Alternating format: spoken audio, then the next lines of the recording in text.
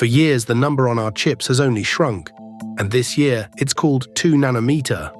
It sounds like a measurement. It isn't. Nothing on that chip is anywhere near 2 nanometers. So what is that number really telling us?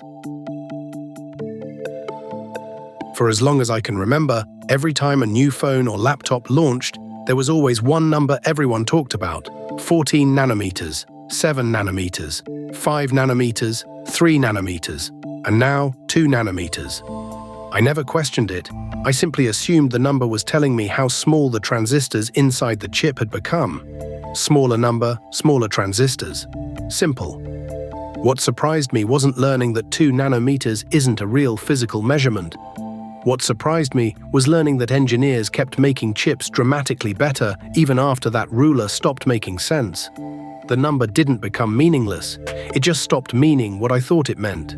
That's the rabbit hole this episode took me down, and I think it'll completely change the way you look at semiconductor progress as well. So let's go find 2 nanometers. A human hair is about 100,000 nanometers wide. Now go down, past cells, past viruses, past even the width of your DNA, and plant the flag. 2 nanometers, about 9 silicon atoms side by side. Now bring in the 2 nanometer chip and start measuring. The wires? Too big. The gates, the actual switches, they sit about 45 nanometers apart. That's more than 20 flags. Nothing on this chip ever visits the flag. On the most advanced object humanity mass produces, the number on the box points at empty air. Strange thing is, this number used to be perfectly honest, and you can see the exact era it stopped. A transistor is a switch. Current flows from here to here, unless the gate says no. You've met one before. It's the guard on every DRAM cell. And the gate's length, the stretch of road it controls, that was the number. A 350 nanometer process meant exactly this. The gates are 350 nanometers long. The name was a ruler, and there was a recipe, written down in 1974. Shrink every dimension of the switch by 0.7. The area halves, you fit twice as many. They switch faster, and the heat per square millimeter stays the same. Smaller was simply better, so the industry turned the crank. Multiply by 0.7, print the new number on the box: 350, 250, 180, 130. Each name, one honest turn of the crank. For 2 decades, the countdown and the silicon agreed perfectly. Then engineers broke the ruler, but in the opposite direction from the one you'd guess. Here's the era nobody remembers. A shorter gate makes a faster switch, and speed sold computers.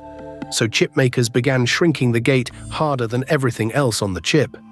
By the 90 nanometer generation, the gates were not 90 nanometers, they were 50.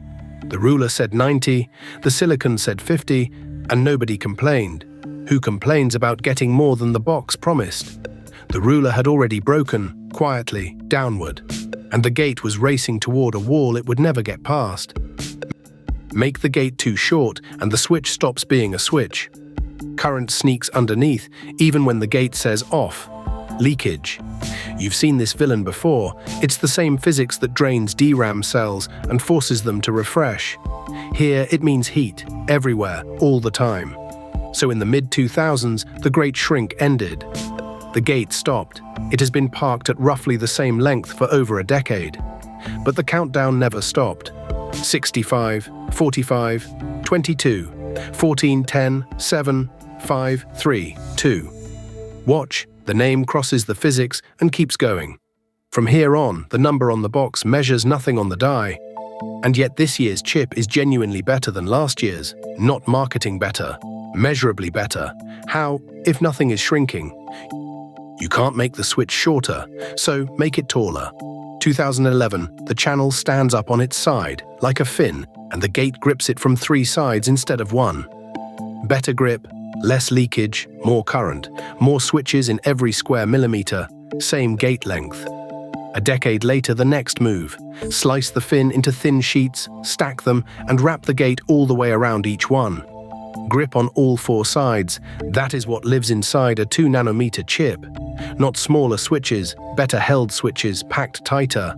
And the payoff is real. This newest generation against the one before it, about 15% more performance at the same power, or 30% lower power at the same speed, measured in volume production. So the countdown does mean something. Every step is a real generation of improvement. It just doesn't measure anything anymore. It's a label.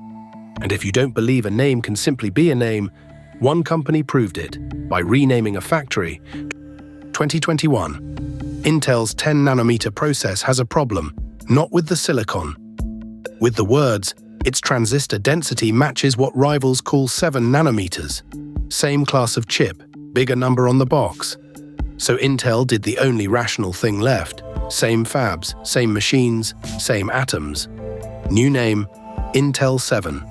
Nothing about the chip changed. And if anything, the new name told you more because it finally spoke the same dialect as everyone else's labels. That's the proof. A measurement can't be rebranded.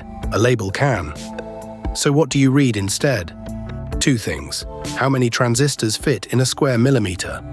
And what the chip does on the bench, speed and watts. Which leaves one last question. If the ruler is fake, were we ever actually lied to? 2 nanometer is a name, not a measurement.